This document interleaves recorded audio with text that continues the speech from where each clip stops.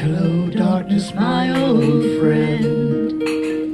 I've come to talk with you again, because a vision softly creeping left its seeds while I was sleeping, and the vision that was planted in my brain still remains within the sound of silence.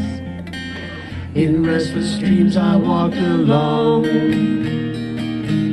narrow streets of cobblestone, neath the halo of a street lamp. I turned my collar to the golden damp, when my eyes were stabbed by the flash of a neon light that split the night and touched the sound of silence. And in the naked light I saw 10,000 people, maybe more, people talking without speaking, people hearing without listening, people writing songs that voices never shares. No one dares disturb the sound of silence,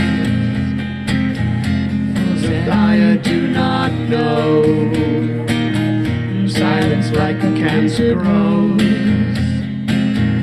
In my words that I might teach you, in my arms that I might reach you, but my words like silent raindrops fell and echoed in the well to silence. And the people bowed and prayed to a neon god they made,